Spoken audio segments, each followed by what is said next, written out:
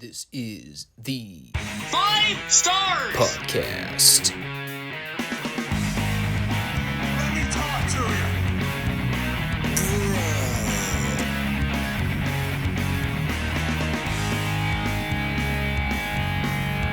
This is such good shit.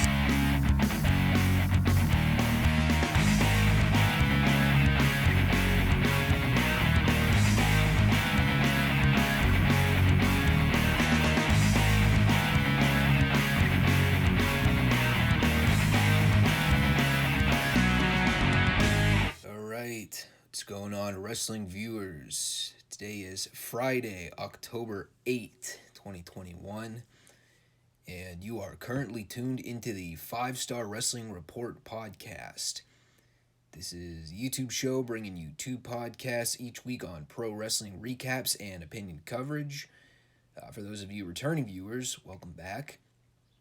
And if you're new, of course, or stumbling on this show by sheer luck, welcome aboard, and stick around because we got two weekly shows for you each week here on YouTube. Got the Monday show where we cover AEW Rampage, NWA Power, weekend pay-per-view shows or news bulletins, and for the next few weeks we'll be consistently covering the G1 Climax 31 for both shows. And Friday's show, in addition to the G1, we cover NXT TV and AEW Dynamite. So that's 4 different wrestling companies we're analyzing each week. So you're getting plenty of variety on these podcast episodes. As always, I'll get my plugs out of the way here. But first, make sure you subscribe, give this video a thumbs up if you don't mind. And please leave a comment down below to help me out in the algorithms here. YouTube subscriptions are good to have, but much like tags and description length, subs really don't mean a whole lot in YouTube in 2021. 10 years ago, I never would have thought I'd say that, but alas, here we are. So make sure you do all that. And as always, you can check me out on my Rumble page. Link to that I will always leave in the description box, so you can click the link and it'll take you right over to my page. And finally, make sure you go over to the Chairshot website and check out my article content that I write each week for the website. You can head on over to www.chairshot.com, click under the Opinion tab, and you will usually find my work under the name Star. Mostly opinion articles on various subjects and topics, but I always try to think outside the box with my content, so if you like opinion articles, if that's sort of your flavor, go check out my stuff. And as always, I will leave a link to my most recent publication in the description as well. And I think that about covers all the plugs. I'm actually getting a lot more faster with rapidly running down everything. And I think we're ready to get into the reporting now. So, as always, we will kickstart things with NXT from October 6th. Oh, boy, my newest favorite group opened up the program this week. And apparently Vince's new fad. More to come on that later. The match was Mandy Rose versus Ember Moon. Isn't that kind of amusing, too? I thought the whole point of reformatting NXT was to focus on bigger guys and build them from scratch. You try to find the most probable talents that could conceivably main event WrestleMania down the line. And we are 4 weeks into this new reformatting, and who are the 3 most heavily pushed and featured talents on the show right now? Toxic Attraction.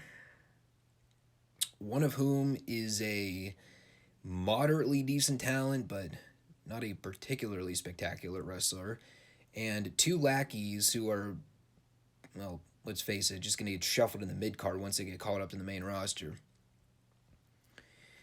Anyway, the match was mostly uneventful. Really short, too. I think it only went like 4 minutes. They did some stuff for a bit. Ember did the bulk of the work, made a brief comeback at the end. By the way, it wouldn't be a WWE show if we didn't hear the term championship opportunity uttered. Thanks for that one, Vic. And just to make sure that you remember that Ember Moon does not matter, Mandy beats her clean with a running kick to the face. Yeah. Remember when Ember made her, God, remember when Ember.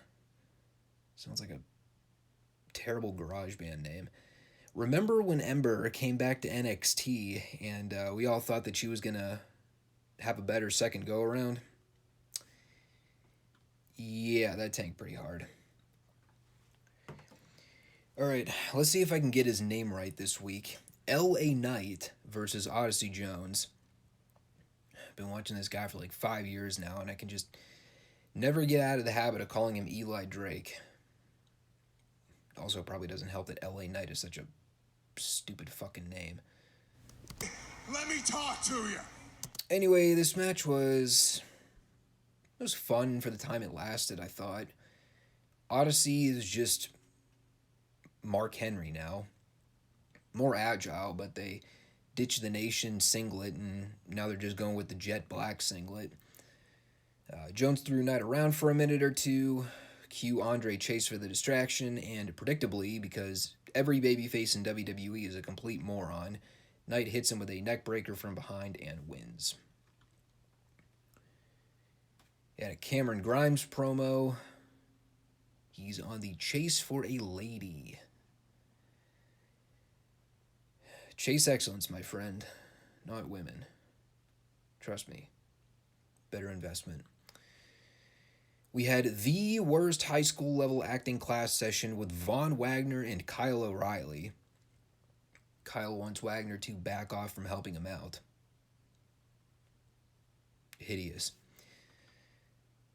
And then cutting back to the ring, we had a Tommaso Ciampa promo.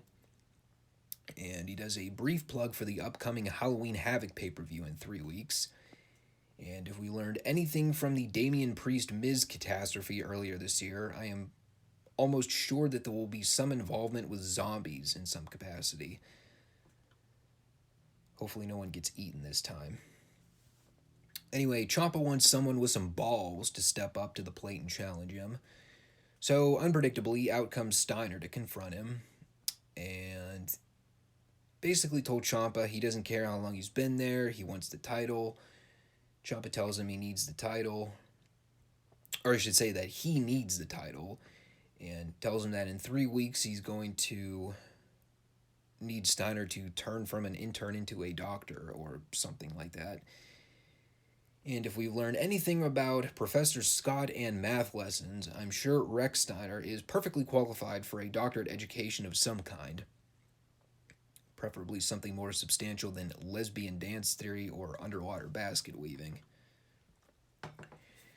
Joe Gacy did some SJW verbiage that got golf claps for a response.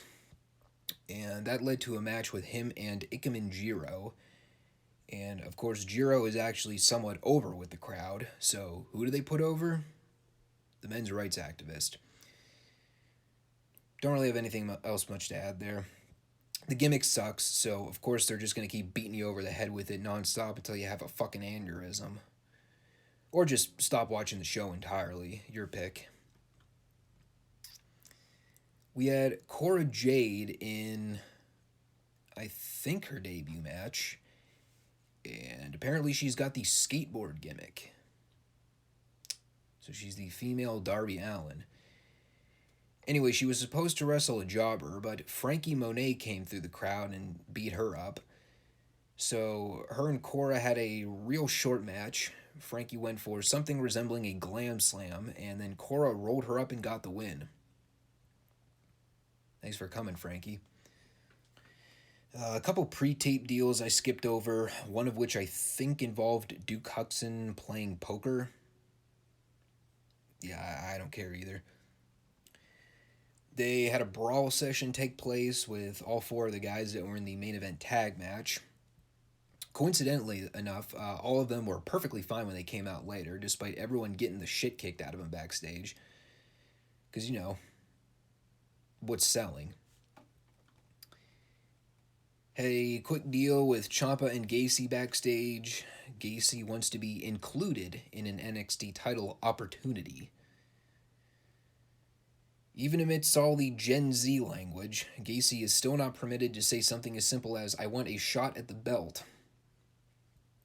Anyway, Ciampa says if Gacy beats him next week, he can join him and Steiner in the title match at Halloween Havoc. And for the record, people, yes, I know his name is Braun Breaker. I just throw up in my mouth a little bit every time I have to say that stupid name. We had Pete Dunne and Cameron Grimes do a match. Wrestling was really good. Easily the best match on the show. Lord knows who could fucking care at this point, though. Fans tried to start a "You Don't Go Here" at Ridge Holland at one point, and I really don't know why. Like, is it because he was drafted to SmackDown? Which then it begs the question, why is Ridge Holland there if he was drafted? I thought they were back to running everyone being exclusive to their designated brands. Or is that just another thing that Vince already changed his mind on? Like I said, fine match, good wrestling for the time they got. And in the finish, Holland tried to yank Grimes out of the ring. Kyle O'Reilly ran in from out of nowhere to get the jump on him. He ended up throwing O'Reilly over the announce table, and back in the ring, Dunne reversed a cave-in and picked up the win with bitter end. Poor Cameron. And they do a quick afterbirth deal with Kyle getting back in the ring and getting laid out by the heels again. And if your follow-up question here is, are they intentionally trying to sabotage Kyle O'Reilly at every turn? The answer looks to be that way. And he's also buddy-buddy with Von Wagner now because... well, just because. Malik Blade versus the debuting Tony D'Angelo. Actually kind of dug the wife beater gimmick there. I mean, if he's going to have the Italian Mafia Street Fighter gimmick, can't go wrong with the gear he had tonight. Other than that, though, nah. D'Angelo is a fine athlete. Looks like a competent wrestler, but I think it's just another case of being saddled with a bad gimmick. It's not like Joe Gacy level death, but, it certainly screams FML. That's, mid-card for life for anyone that doesn't get abbreviations. Fans seem to be into it, I'll at least say that. Although I can't tell if it's more of a mockery deal or if they actually are somewhat behind the gimmick. I'm thinking the former over the latter. Mei Ying and Indy Hartwell had something resembling a wrestling match. Awful. And by the way, Wade did bring up a good point on commentary about Indy not changing her surname to Lewis. Major red flag there. Okay, serious question here. Who the fuck is Lash Legend? I know she had a talk segment last week, and I kind of halfway paid attention to it. And by that I mean not at all. But, who is she? Why should I care? Why does she get a talk segment before we've even established her character? Why is she getting a talk segment before she's even wrestled a single match? I know it doesn't matter, but these are valid questions that a wrestling company with a clue would be taken into consideration. Or if they had any hopes of her getting over at some point. Whatever. Alright. Well into this fucking Diamond Mine deal, they finally gave us the pre-tape that we should have probably gotten 2 months ago when they debuted on television. Got a nice little highlight reel of each member. Bivens ran down the credentials of each teammate. We finally got the revelation of who that Japanese dude is that I kept asking about. It might be nice to see him wrestle at some point, but a start's a start. I love seeing the shots of the Creed brothers beating up jobbers. Always a good time. And I'll say this, the group has a little more spice now. everyone has a particular role. You got the two powerhouse monsters, you got the mute silencer, you got the female badass, and you got basically the central core talent, Roddy. Like, I guess you could call him the workhorse of the group. And then you got the mouthpiece talker for the group in Malcolm Bivens. And this is ideally how a sustainable faction flourishes. Everyone has a unique quality that allows them to stand out. I still have trouble buying the idea that any of these guys would hang out in real life, and I certainly don't buy Roddy's BS statement that this Diamond Mine group has elevated the profile of his career in any significant manner. But, like I said, this is much improved from that original incarnation. Oh, god damn it, we had another Toxic Attraction skit. Vince, please. I know Mandy's hot. We get it. I don't need to see her 15 times on my TV screen each week. So Raquel came out looking mad. She ran down the TA crew for a bit. Of course, this eventually led to Mandy's crew coming out and doing their spiel.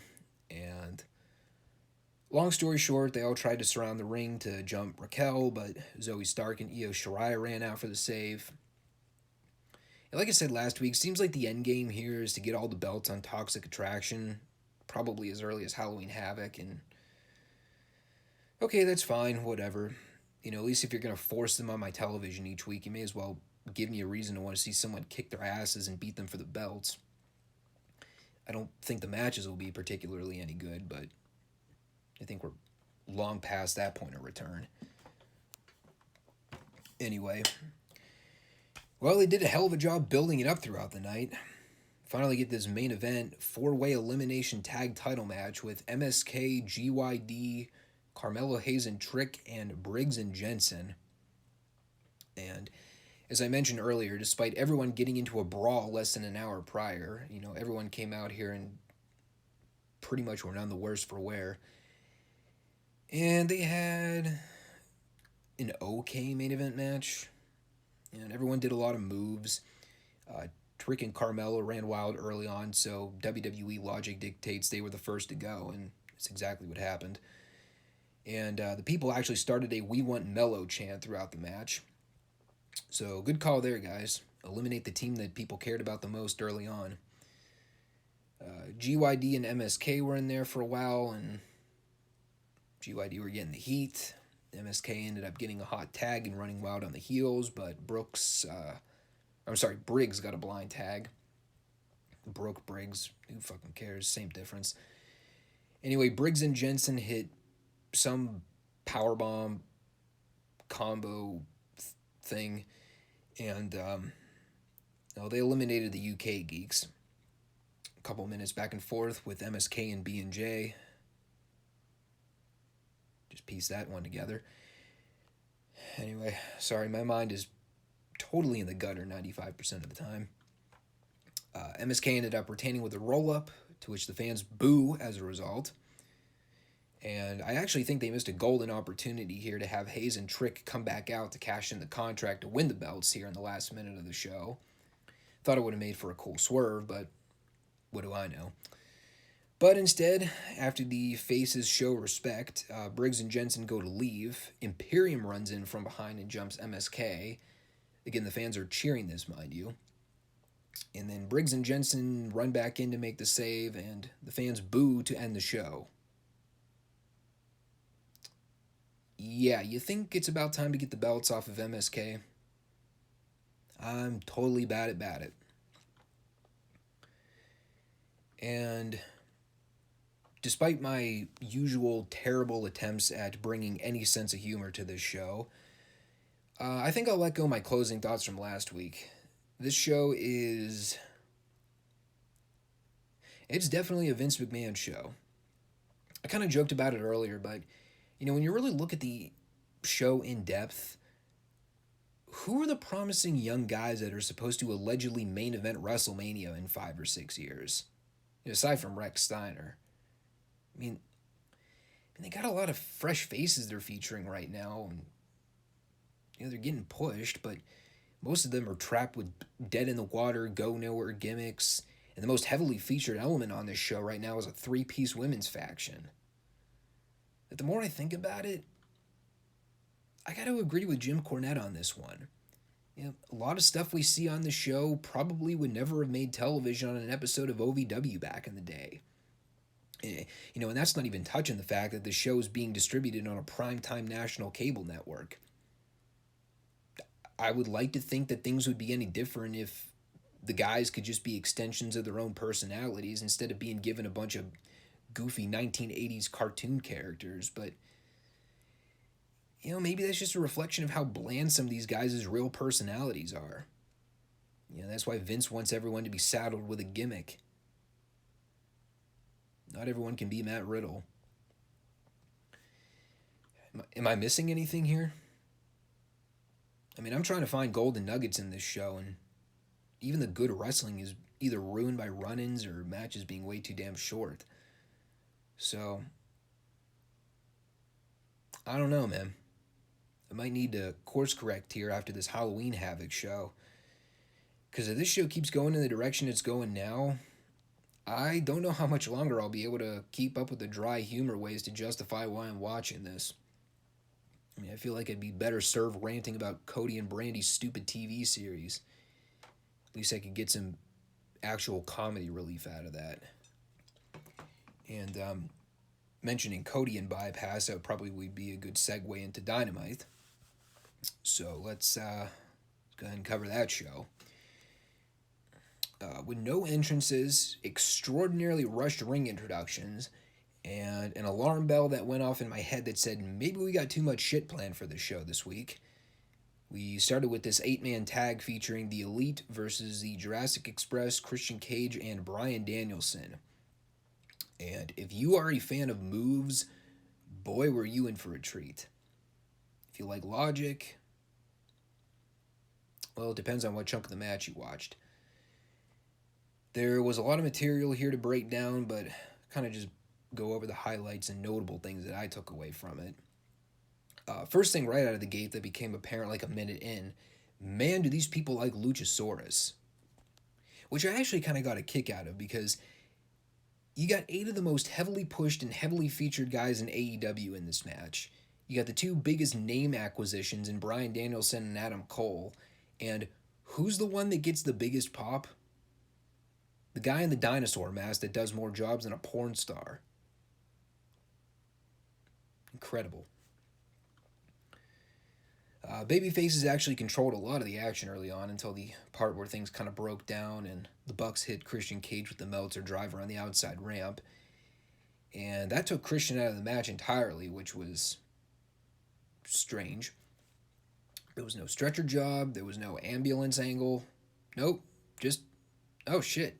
Christian got tombstoned on the ramp. Guess he's out of the match now. So he vanished entirely. Although I'll admit, when Matt Jackson super kicked Marco, I did actually get a laugh out of that.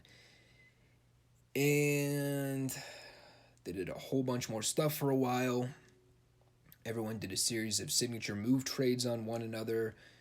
Luchasaurus ended up in there as a one-man wrecking crew on all 4 members of the Elite, which is probably the best part of the match, if I'm being frank. And I would say everything was going moderately well, per AEW standards, that is. And then the Elite guys tried a quadruple powerbomb on Luchasaurus, completely fucked it up, and they got totally lost. You know, everyone just stood around like jackasses for the longest time, having no idea what to do. And the fans were sure to point this out, by the way. And Danielson and Jungle Boy tried to make the save for the faces. The heels laid them all out. Keep in mind, you got 3 illegal partners in the ring doing moves at this point, and the ref's just standing there playing with himself while it's all happening. God, these officials are so useless. And they finally took the cow out behind the barn and shot him in the head. Cole ended up pinning Jungle Boy with the last shot after somehow making a blind tag to Luchasaurus, which I totally missed. This totally fell apart by the end. And, you know, and the thing that sucks, I didn't write this down, but this just came to me. I could have at least looked past the botch powerbomb spot if they at least tried to cover it up instead of all standing around like, well, fuck, that didn't go according to plan. What do we do now? At least you could have had the heels do a gang beatdown on the dinosaur until Danielson and Jungle Boy ran in for the save. But instead, they're all just,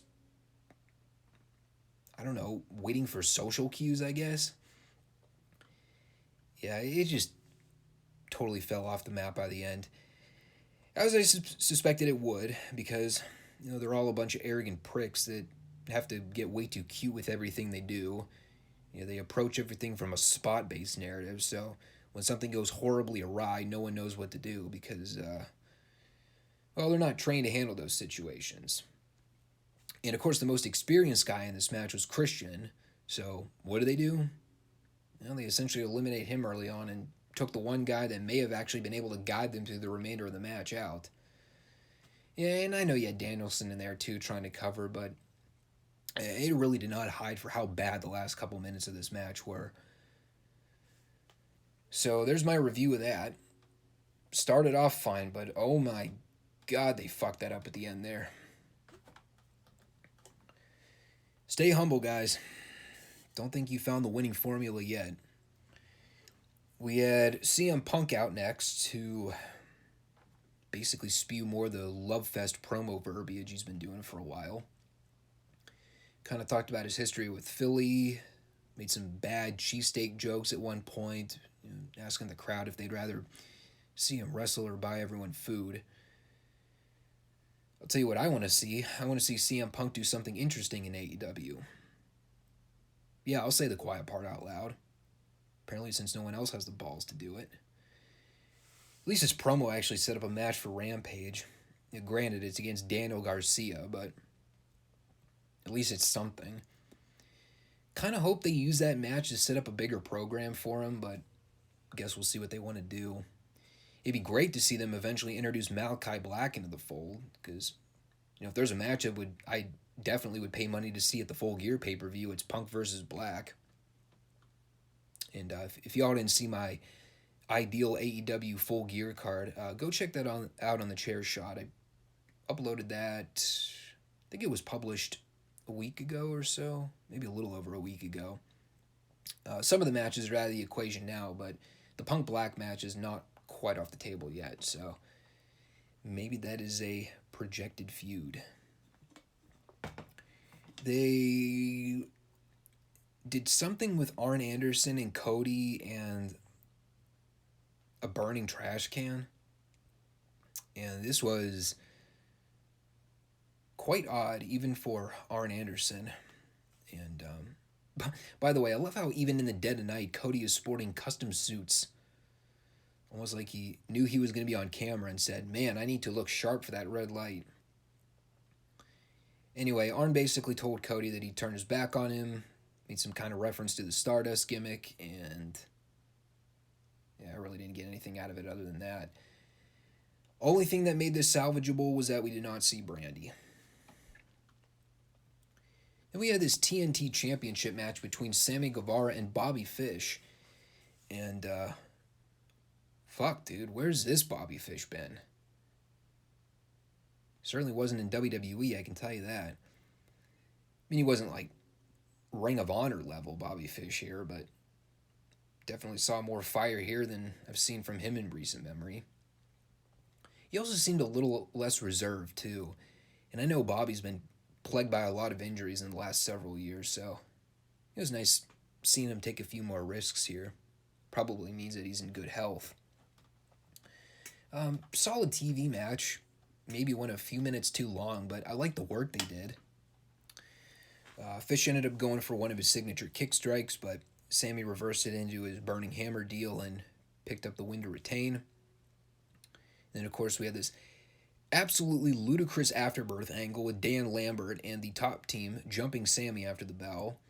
They're all kicking the shit out of Sammy for what feels like 8 years. And as I'm sitting there looking at my watch, wondering where the inner circle is, right on cue, outrun Jericho and Hager for the save. And because it's Chris Jericho, they not only play his music throughout the runoff, but he also got pyro. Well played, guys.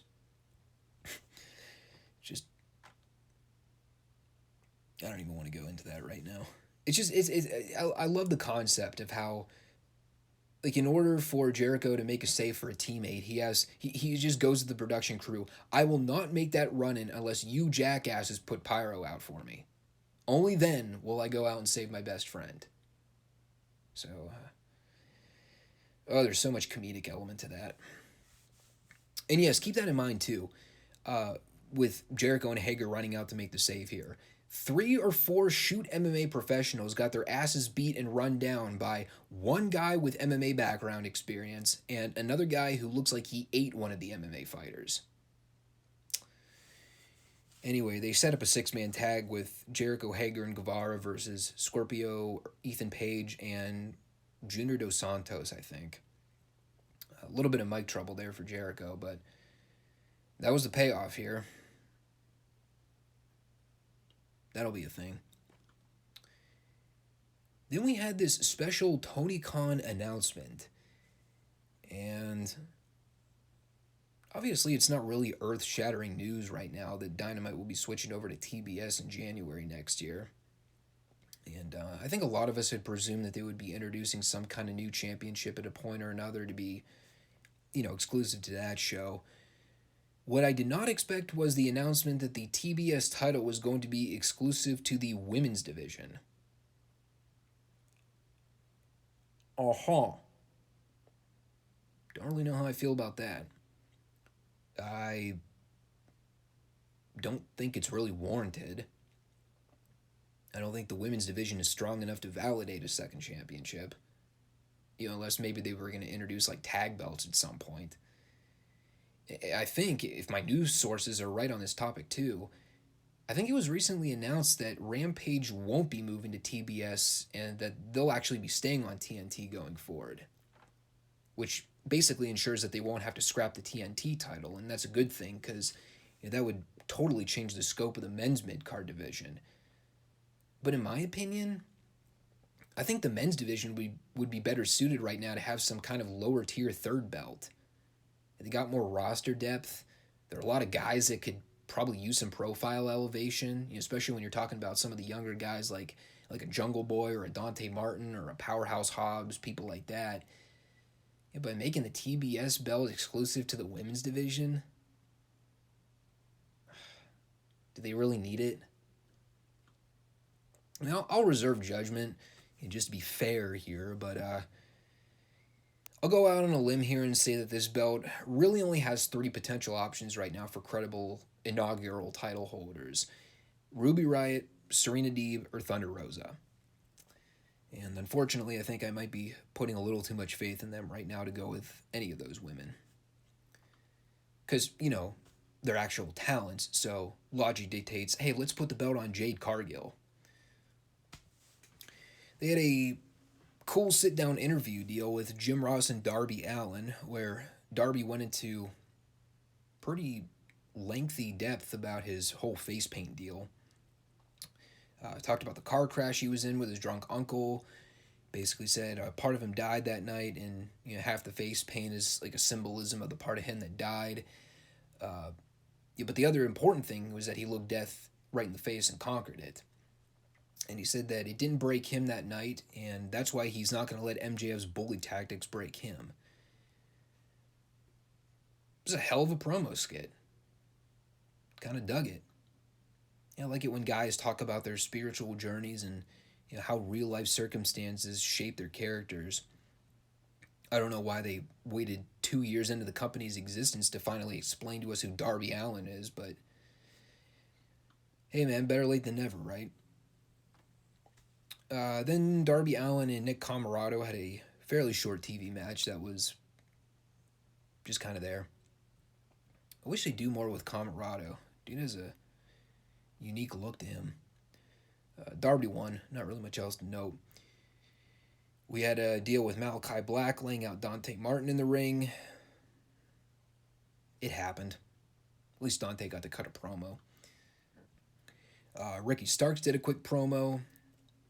Not much to it aside from calling out Brian Cage as a coward for not showing up to fight him. And it wasn't until Brian Cage actually ran out here that I remembered A, he existed, and B, he's supposed to be a babyface. think a lot of that might have to do with the fact that most of Cage's work in AEW has been as a heel, and even when they broke him away from Team Taz to feud with the crew, the crowd was still booing him. Looking forward to seeing Ricky wrestle, though. Should be a fun time. And we had this Hikaru Sheeta versus Serena Deeb match where they tried to telegraph the finish by presenting the award for Sheeta, first female to get 50 wins. So when Serena actually went over in the end, I legitimately laughed out loud. Well, I'll start with the good news. I like Serena's work, and Sheeta's acceptable. Factor in the other equation that it was a women's match that didn't involve the Blonde Squad. It was a women's match that actually caught my eye. So I actually had a reason to care about it. And I watched it. And it was fine. Crowd didn't give a fuck about it, but that's because despite what people might tell you, if you consistently watch the program and pay any attention to the division, no one cares about the women's matches. They care about a hand-selected number of the female wrestlers, like Britt Baker, Thunder Rosa, Ruby Riott, etc. But on a general whole, I mean, these people couldn't give a crap less whether or not AEW has a women's division. And overall, why would they? Like, seriously. With very few exceptions, most of the matches are terrible. They push all the wrong women. The market for a women's division in AEW was never really that high of a priority to begin with. I mean, sign all the women you want, guys. It's not really going to change the fans' perspective of the whole matter. But, like I said, Serena going over actually kind of popped me in a ways. And I guess, they're going for the whole deal of making Sheeta work for the 50th win, which could be an interesting story, but I don't really know how long that plays out before it gets old and it just kind of makes her look weak by jobbing her out too many times. Also kind of like Serena clocking Sheeta in the head with the trophy after the match. Like I said, man, if they're looking for probable candidates to put the TBS title on, Serena's not a bad option. She's a good worker, solid promo. She could probably get a good match out of a good chunk of the division, especially some of the greener talent. I think it's more likely that we see someone like Ruby Riott or Thunder Rosa as the inaugural champion, especially when you factor in that Serena's basically a heel now, and I don't really think they're going to want both of their top champions to be heels, but again, we'll see what they do. Then we had this deal in the parking lot with Darby Allin getting jumped by masked ninjas. So I guess Tony Khan was watching his TNA clips from back in the day. At least Darby didn't get kidnapped. But it's weird. Like, they made it so apparent that the Pinnacle were underneath the hoods. You gotta presume it was another group, right? I don't know who that'd be, but like if the swerve here is that the Pinnacle aren't behind the attack, like that can make for an interesting long-term story. And if it turns out it was just the Pinnacle the whole time underneath the hoods, why the hoods? Couldn't you just lay out Darby in the parking lot without the gear on? Would it have made any difference?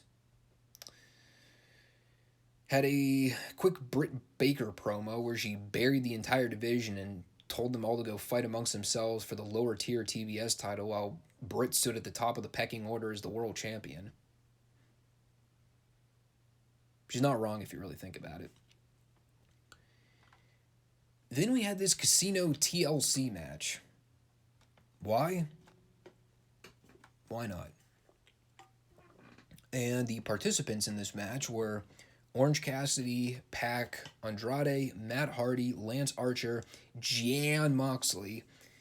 And the wild card here, the return of Mr. Hangman Adam Page, which I'll get to more in a bit. I presume these guys weren't randomly selected. This was part of the whole rankings deal. Would you let that sink in for a minute. Orange Cassidy is at the top of the AEW rankings. Joking aside for a minute here, I was genuinely confused in how the rules work here.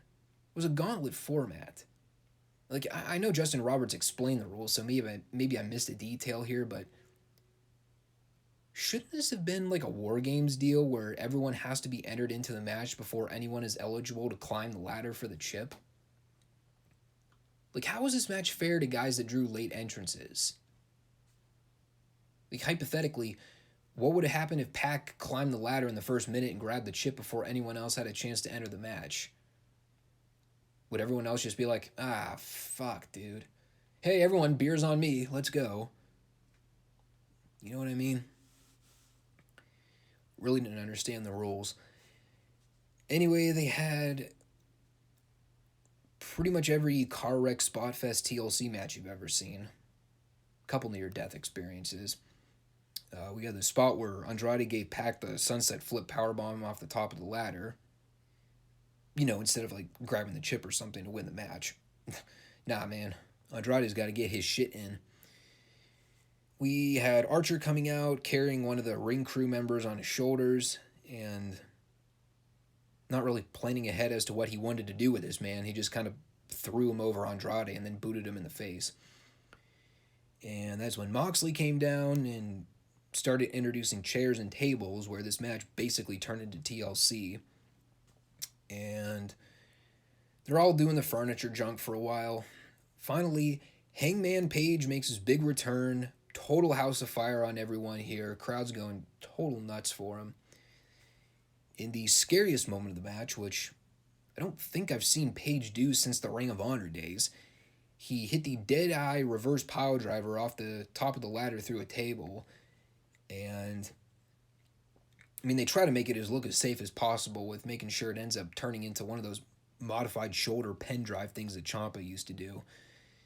They did some more dangerous stuff for a while. Everyone got a flurry of offense toward the end before everyone getting laid out in some capacity.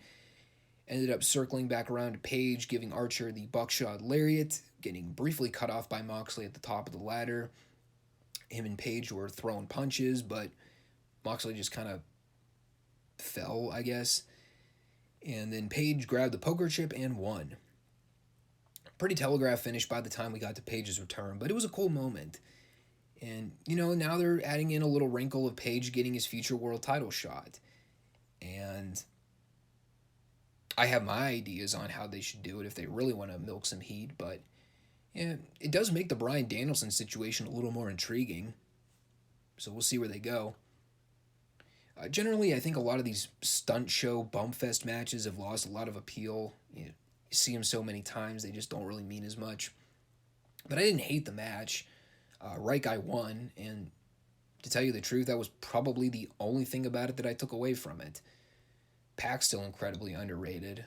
Andrade has been a complete waste of money and time. Matt Hardy just needs to go away. Moxley and Archer are... You know, they just kind of exist in AEW right now. And Orange Cassidy is Orange Cassidy. Overall, they had a lot of strong points this week, though. Wasn't a fan of everything, but, you know, I also didn't get that lulling feeling that I usually get with Dynamite, where, like, the show starts to kind of drag after the first hour. I liked the 8-man tag until it totally fell apart at the end. TNT title match was decent. Women's match was all right for a change. Ladder match wasn't my cup of tea, but and everyone worked hard and the crowd enjoyed it. The Page return was good too. They're doing some new story advancement, which feels fresh. Doesn't mean the show was perfect by any means.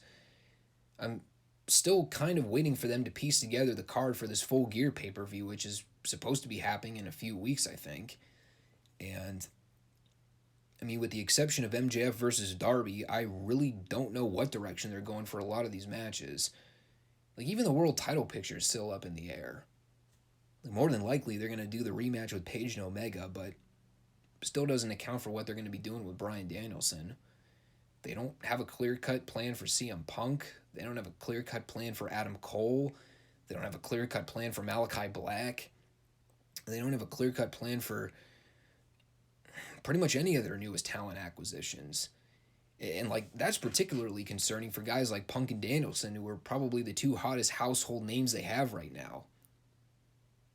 Like, I don't know how they're doing with ticket sales on this show if the pay-per-view is already sold out, but, I I mean, if you're trying to increase last-minute pay-per-view buys, you're not really doing yourselves any favors by not announcing anything for Punk and Danielson in advance. I mean, if you want to crank out last-minute numbers, you got to have some kind of plan for those guys. So, they've got a lot of work to do. You know, if they want me to plunk out $50, $60 for this pay-per-view in 3 weeks, kind of would like to know what I'm paying for well in advance to discern whether or not it's worth my monetary investment. And yes, I actually do pay money to stream these shows, which I know might come across as just shock to most people, given how much I rip on AEW for all the stupid shit they do. It's out of love. Trust me. Anyway, let's jump across into the other side of the world here for a minute. Let's go over this G1 coverage. Starting with the B block from night 10. And I know I've been pretty bad with dates here, so this show would have been from October 4th. No prelim matches here, diving right into things with Hiroshi Tanahashi and Chase Owens. A lot of the story here revolved around Chase having a lot of answers for Tanahashi's offense, and they basically established throughout that Chase had been in contact with Jay White. He was kind of being fed advice of how to deal with Tanahashi, like what his moveset was, the best counter mechanisms, blah, blah, blah. So that was cool. I also appreciate that the match didn't go all that long, so it didn't feel like they were needlessly dragging out a 10-minute story into 20. And the finish was a pretty big deal. You know, up until this match, I really haven't had a whole lot of input with Chase's G1 matches. Like, not to downplay him or anything, but there really wasn't a whole lot going on there that the majority of matches, aside from quality ring work, I guess. But here they actually went with the upset story and, made for a better match. Chase gets his first G1 win, and he got it over a 20-year veteran of the tournament in Hiroshi Tanahashi. Pretty monumental stepping stone there. Yeah, I thoroughly enjoyed this opener. Definitely the best thing I've seen Chase do so far, and I think his eventual match with Okada will be a real test for him to see how he can really hang with, I guess, what they consider to be the elite of the company. Second match was Tama Tonga and Evil, and I've already kind of been numb to identify whenever a Bullet Club match goes down. I can either expect a shit ton of interference or whatever tomfoolery they contrive on that given show. And suffice to say, they went the extra mile with this one. As far as action goes, it was mostly dull.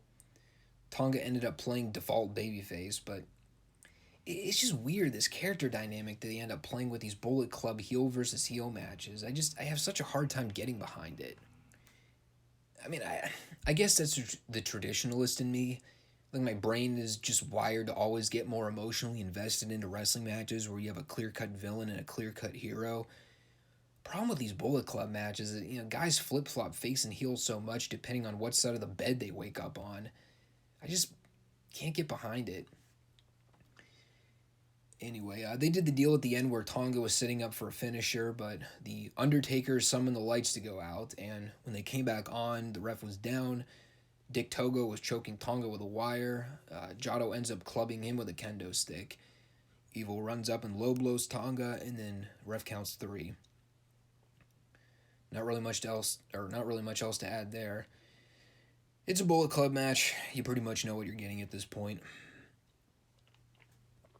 Then we have Jeff Cobb versus Taichi. And up until the final stretch here, this match was basically 80% Cobb domination and 20% Taichi getting like a move here and there.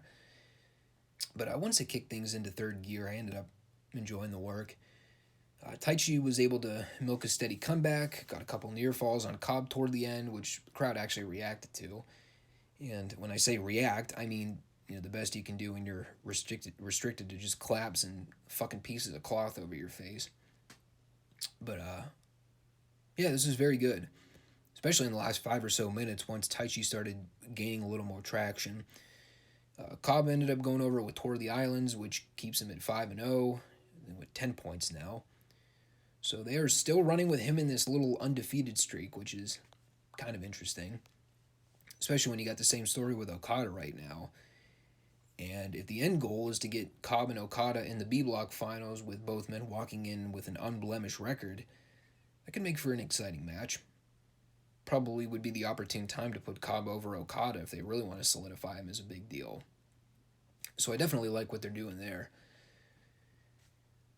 Semi-final for the night was Yoshihashi and Hiroki Goto, and considering both guys are pretty low ranking in the tournament now, and I think if my math is correct, Goto's basically already eliminated from the tournament entirely. It's kind of hard for me to really care about this. This just didn't click for me. And to tell you the truth, that kind of reflects most of Goto's matches I've ever seen. And judging how a lot of people react to Goto's work, I don't think I'm alone there. At least he finally won a match. I mean, really, that's all I have to say about it. Solid action and all, but really didn't care much about it. And our main event of the night, Sonata versus Kazuchiko Kata. And if I remember my New Japan history, just to ensure that I'm not totally out of the loop, I think I watched these two in the G1 a couple years back, and if I remember correctly, I think I ended up ranking it on my top 10 favorites for 2019. Unpopular opinion here. Also kind of been waiting for a main event caliber Okada match. Even something up to the standards of his opening round match with Tanahashi. And I'll admit here, first part of the match was pretty much the status quo when it comes to Okada's matches lately. A lot of basic stuff. Nothing all that remarkable. Not boring, not terrible, just there. And I think it was right around the 15-minute mark where Sonata went for the moonsault and tweaked his right knee, where he ended up using that as the main selling point for the remainder of the match. So they shifted things into a higher gear for the last half. Lots of trading moves back and forth. Both guys trying for series of signatures and finishers, but either getting countered or reversed. Both guys were selling the exhaustion once they reached the 25-minute mark. They really pushed things down to the wire, and at 29:15, I think the announcer said, Okada reversed the skull end into the modified tombstone and got the Rainmaker to get the 3. They did get a little ridiculous with the counters in the last 5 or so minutes, and the no selling of the fatigue that they were just previously selling kind of weighted down a bit for me. But it was an exciting main event. Okada's very good at making the closing moments of his matches mean something. It's usually just the early to mid sections of his matches that are such a chore to get through sometimes. So now the real question here is, was this as good as the match I saw 2 years ago? Actually, if I'm being blunt, I'd probably have to go back and watch that match from 2019 just to see how they compare. Kind of leaning toward no, and a lot of that might have to do with more critical I've been of the wrestling business over the last few years. I'm sure if I even went back and watched the match from 2019, I probably wouldn't put it on such a higher pedestal 2 years after the fact. This match was not as good as Ishii versus Sabre, and I really don't think I'd even say it was on the same level as Ibushi and Takagi from the other night. Certainly not something I would tack on my match of the year list, but it was an enjoyable main event match to cap off a fairly good night of wrestling. Couldn't ask for really much more than that. And definitely a match that I would recommend checking out if you didn't see it. Moving on to night 11 here. We had a very interesting prelim match that I said, fuck it. I like Hiromu Takahashi. Saw him have a really good match with Will Ospreay at Wrestle Kingdom a couple years ago, and I think it was the big return match that he suffered from that really bad neck injury that almost ended his career. I just said, I'm going to watch his match with Kenta. I know it's not a G1 match. I know it's a prelim match with no real consequence, but Takahashi's someone that I've thoroughly enjoyed watching before. I'll watch the match. Now, granted, it was a Kenta match, so we weren't going to inevitably be devoid of Bullet Club mischief here. But on a whole, I really didn't have any major gripes. I think a lot of the story here circled around Kenta underestimating Takahashi's skill So, like, as the match progressed, Kenta would get more frustrated whenever Takahashi would kick out of something. They had a cool little deal with the steel chair once the ref took a bump. And, of course, the ref took a bump. It's New Japan, why wouldn't he?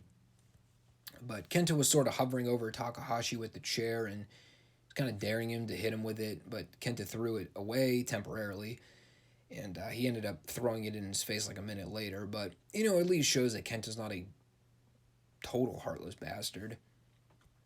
And, of course, Kenta ended up going over after shoving Takahashi into the exposed buckle. But the announcers spent a lot of the match talking about how, Takahashi was looking to eventually move up in the heavyweight division down the road.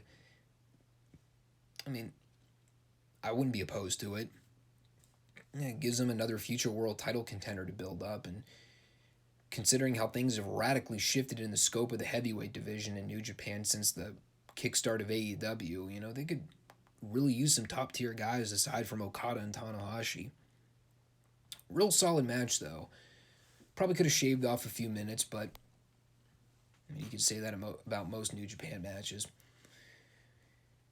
Anyway, the first actual block match of the night we got was Tonga Loa versus Kota Ibushi. Part of me was a little surprised this was so early on in the show. Christ, they put the fucking Toru Yano match in the semi-main. Not that they really had anything that they did here that I would consider remarkable. They at least tried to make Tonga look competitive, but I don't think anyone figured Ibushi wasn't going over. Ibushi won with the Kamigoye. Last couple of minutes were probably the best part of the match, and we'll pretend like that Poison Rana exchange never happened. Zack Sabre Jr. and Yujiro Takahashi was the next block match.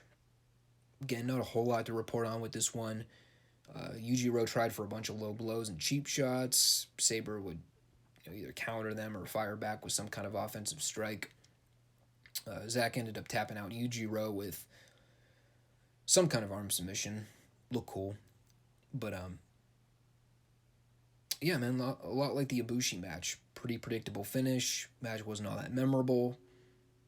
Really nothing to report beyond Sabre goes over. Toru Yano and Shingo Takagi was a Toru Yano match. Although it did hit me during the entrances here that both guys were tied at 6 points going in. Yep, sounds about right.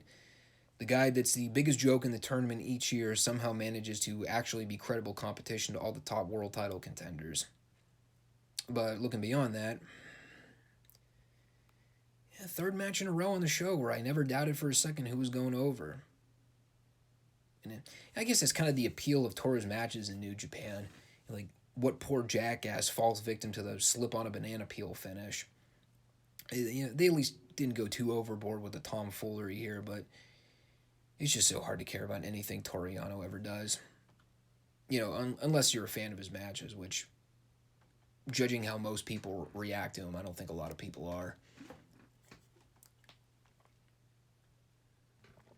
And barreling through the reporting here, because I really didn't have a whole lot to say about this night in general, that brings us to probably the most bizarre G1 match I've seen thus far. The Great Okan versus Tomohiro Ishii in the main event. And God, it never ceases to amaze me just how small Ishii is compared to virtually everyone on the roster. Anyway, they had what I would probably consider a best possible scenario match. Most of the matches on this particular show were pretty lackluster, so they basically had to go out there and put on something resembling a quality main event to at least give the show some life. And I think they did a solid job here. I did think the match started to drag once we hit the 15-minute mark, and the fact that they went in another 15 minutes almost really didn't do it any favors. They did work hard, though, and it was definitely a good showcase piece for Okan. They didn't necessarily have like a Haas fight, but kind of felt like an old school heavyweight bout. Definitely a stark contrast to most of the other matches on the show. Okan tried a couple different power moves here and there, and showed he had a little bit of versatility in his offense. Ishii going over at the end was kind of suspected. I think Okan's kind of reached the wall, so to speak, with the G1.